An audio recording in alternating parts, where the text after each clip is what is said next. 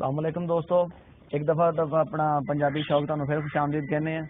तो जिस तरह तुहानू पिछली वीडियो दस्या सीगा कि साद भाई दे जिहड़े बाकी जानवर रह गए ने वो तुहानू असीं इस वीडियो दिखावांगे। तो माशाल्लाह बड़ा ही प्यारा इन्हां दा सैटअप आ। तो स्टार्ट करांगे असीं इस साइड तो इन्हां दी एक माशाल्लाह बड़ी प्यारी घर दी गाय ने।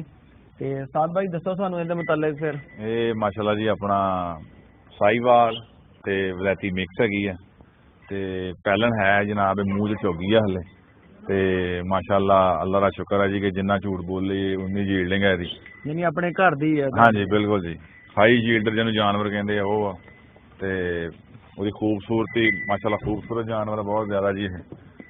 ये मतलब तुहानू कितने साल तक घर दी तैयार की तुसीं? हाँ जी घर दी तैयार है जी, ये अपना मां सी सेल कर दी है। अच्छा जी। ते वो हो गई सी 10-12 सूबे ने दे लिया सी ते अच्छी गाय से भी क्रॉस ब्रीड च सी, ये भी हाँ जी ये भी क्रॉस ब्रीड च है।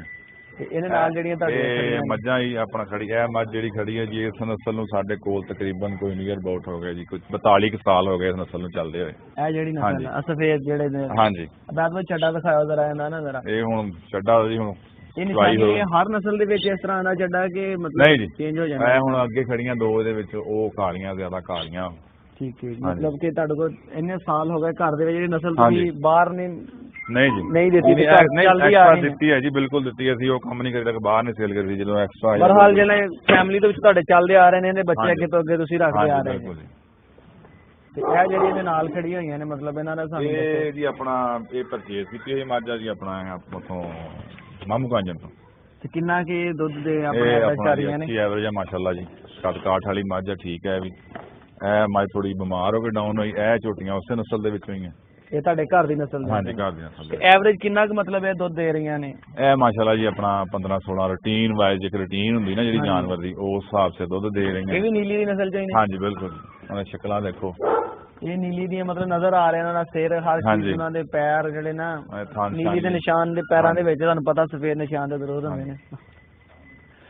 ਤੇ ਉਹ ਇਨਸ਼ਾਅੱਲਾ ਤੁਹਾਨੂੰ ਦੋਸਤੋ ਆਪਣਾ ਇਹਨਾਂ ਦੇ ਜਿੰਨੇ ਜਾਨਵਰ ਰਹਿ ਗਏ ਨੇ ਤੁਹਾਨੂੰ ਆਪਣਾ ਦੋਨੋਂ ਪਹਿਲਣਾ ਹੈ, ਇਹ ਵੀ ਕ੍ਰਾਸ ਬਰੀਡ ਚ ਹੈ ਕਿਉਂਕਿ ਕ੍ਰਾਸ ਬਰੀਡ ਸਾਡੇ ਜਾਨਵਰ ਜਿਹੜਾ ਨਾ ਜੀ ਮੌਸਮ ਨੂੰ ਬੜਾ ਬਰਦਾਸ਼ਤ ਕਰਦਾ। ਇਸੇ ਤਰ੍ਹਾਂ ਬਿਲਕੁਲ ਫਰੀਜ਼ਰ ਟੈਂਪਰੇਚਰ ਦੇ ਲਿਹਾਜ਼ ਨਾਲ ਉਹਨੂੰ ਮੈਨੇਜ ਕਰਨਾ। ਸਾਡਾ এনवायरमेंट ਐਸਾ ਹੈ ਨਹੀਂ ਕਿ ਜਾਂ ਤਾਂ ਸਾਡਾ ਫਾਰਮਿੰਗ ਉਦਾਂ ਦੀ ਹੋਵੇ, ਸ਼ੈੱਡ ਬਣੇ ਹੋਣ, ਕੰਟਰੋਲ ਸ਼ੈੱਡ ਹੋਵੇ ਜਾਂ ਜੋ ਵੀ। ਸਾਦ ਭਾਈ ਉਸ ਚੀਜ਼ ਦੇ ਵਿੱਚ ਆ ਕੇ ਫਿਰ ਇਹ ਦੇਖੋ ਨਾ ਕਿ ਜਾਨਵਰ ਦੀ ਕਾਸਟ ਜਿਹੜੀ ਹੈਗੀ ਹੈ ਬਹੁਤ ਮਹਿੰਗੀ ਹੋ ਜਾਂਦੀ ਹੈ। ਫਰੇਜ਼ੀਅਨ ਮਿਕਸ ਆ ਜੀ ਆ ਜਿਹੜੀ ਇਹ ਬੋਲਕ ਚੋਲਿਸਤਾਨ ਆਇਆ ਸੀ ਤੇ ਅਸੀਂ ਗਾਇ ਕ੍ਰਾਸ ਕਰਵਾਈ ਸੀ, ਇਹ ਹਲੇ ਬਿਲਕੁਲ ਖੀਰੀ ਹੈ ਤੇ ਮਾਸ਼ਾਅੱਲਾ ਪ੍ਰੈਗਨੈਂਟ ਵੀ ਆ ਅੱਗੇ ਤੇ ਹਾਈਟ ਵੀ ਇਹਦੀ ਕਾਫੀ ਅੱਛੀ ਹੈ, ਬਿਲਕੁਲ ਯੰਗ। ਹਾਂ ਜੀ ਬਿਲਕੁਲ ਹਲੇ ਹਾਈਟ ਜੀ ਬਹੁਤ ਗੁੰਜਾਇਸ਼ ਹੈ ਜੀ ਇਹਦੇ ਵਿੱਚ।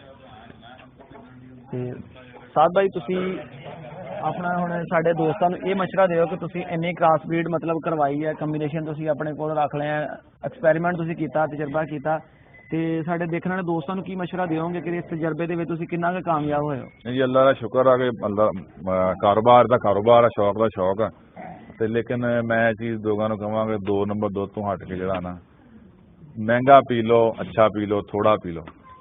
ਬਰਹਾਲ ਜਿਹੜੇ ਤੁਸੀਂ ਕੰਬੀਨੇਸ਼ਨ ਕਰਵਾਏ ਨੇ ਜਿਸ ਤਰ੍ਹਾਂ ਹਾਂਜੀ ਕ੍ਰਾਸ ਬਰੀਡ ਦਾ ਜੀ ਫਰੀਜ਼ੀਅਨ ਅਗਰ ਦੇਖਿਆ ਜਾਵੇ ਆਪਣਾ ਫਰੀਜ਼ੀਅਨ ਵੱਲ ਅਸੀਂ ਜਾਂਦੇ ਉਹਦੇ ਖਰਚੇ ਵੀ ਜ਼ਿਆਦਾ ਹੈ ਜੀ, ਟੇਕ ਕੇਅਰ ਬਹੁਤ ਜ਼ਿਆਦਾ ਹੈ ਹਰ ਜਾਨਵਰ ਦੀ, ਹਰ ਜਿਹੜਾ ਹੈ ਨਾ ਹਰ ਇਨਸਾਨ ਜਾਂ ਫਾਰਮਰ ਉਹਦੀ ਇੰਨੀ ਪਸਲੀ ਨਹੀਂ ਹੈ ਕਿ ਫਰੀਜ਼ੀਅਨ ਗਾਇ ਪਰਚੇਜ਼ ਕਰੇ। ਇੱਕ ਤਾਂ ਮਹਿੰਗੀਆਂ ਜ਼ਿਆਦਾ, ਦੂਜੀ ਗੱਲ ਉਹਨਾਂ ਦੇ ਖਰਚੇ ਜ਼ਿਆਦਾ, ਲੇਬਰ ਜਾਂ ਜੋ ਵੀ ਜੀ ਉਹਨਾਂ ਦੇ ਆਪਣਾ ਮਾਹੌਲ ਦਾ ਥੋੜਾ ਜਿਹਾ ਕਰਨਾ ਪੈਂਦਾ। ਕ੍ਰਾਸ ਬਰੀਡ ਪਾਕਿਸਤਾਨ ਵਾਸਤੇ ਜਿੰਨੇ ਵੀ ਸਾਡੇ ਫਾਰਮਰ ਕਰਾ ਬੈਸਟ ਆ ਜੀ।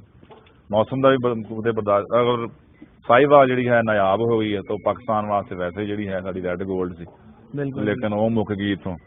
ਜਿਨ੍ਹਾਂ ਕੋਲ ਹੈ ਉਹ ਬਹੁਤ ਮਹਿੰਗੀ ਹੈ।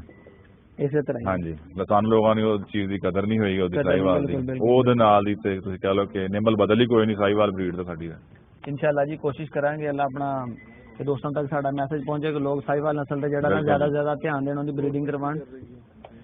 ਤੇ ਸਾਡੀ ਗਵਰਨਮੈਂਟ ਨੂੰ ਵੀ ਚਾਹੀਦਾ ਕਿ ਹਾਲਾਂਕਿ ਦੋਸਤਾਂ ਆਪਣਾ ਜਿੰਨੇ ਵੀ ਸਾਡੇ ਫਾਰਮਰ ਨੇ ਉਹਨਾਂ ਨੂੰ ਥੋੜੀ ਫੰਡਿੰਗ ਕਰੇ, ਕੋਈ ਬਜਟ ਕਰੇ, ਇਹਨਾਂ ਨੂੰ ਥੋੜਾ ਜਿਹਾ ਕਰੇ ਕਿ ਥੋੜੇ ਉਹ ਸਟੈਂਡ ਹੋ ਕੇ ਆਪਣੀ ਜਿਹੜੀ ਹੈਗੀ ਆ ਮੁਲਕੀ ਨਸਲ ਜਿਹੜੀ ਹੈਗੀ ਨੂੰ ਉੱਪਰ ਲੈ ਕੇ ਆਣ ਕਿ ਅਸੀਂ ਵੀ ਜਿਹੜਾ ਹੈਗਾ ਸਾਹੀਵਾਲ ਹੈਗੀ ਇਹਨਾਂ ਨੂੰ ਆਪਣਾ ਨੀਡ ਹੈਗੀ ਐਕਸਪੋਰਟ ਲੈਵਲ ਤੇ ਲੈ ਕੇ ਆਣ ਕੇ ਅਸੀਂ ਐਕਸਪੋਰਟ ਕਰਕੇ ਆਪਣੀ ਮੁਲਕ ਦੀ ਇਕਨੋਮੀ ਵਾਸਤੇ ਵੀ ਕੁਝ ਕਰ ਸਕੀਏ। ਦੋਸਤੋ ਪੰਜਾਬੀ ਸ਼ੌਕ ਨੂੰ ਸਬਸਕ੍ਰਾਈਬ ਕਰੋ, ਵੀਡੀਓ ਨੂੰ ਲਾਈਕ ਸ਼ੇਅਰ ਤੇ ਕਮੈਂਟ ਕਰਕੇ ਜ਼ਰੂਰ ਦੱਸੋ ਕਿ ਰਾਣਾ ਸਾਹਿਬ ਭਾਈ ਦੀ ਜਿਹੜੀ ਫਾਰਮਿੰਗ ਆ ਮਤਲਬ ਇਹਨਾਂ ਨੂੰ ਕਰ ਰਹੇ ਨੇ, ਘਰ ਵਾਸਤੇ ਵੀ ਦੁੱਧ ਸੇਲ ਵੀ ਕਰ ਰਹੇ ਨੇ, ਤੁਹਾਨੂੰ ਉਹਨਾਂ ਡੇਰਾ ਕੈਸਾ ਲੱਗਾ। ਅੱਲਾਹ ਹਾਫਿਜ਼।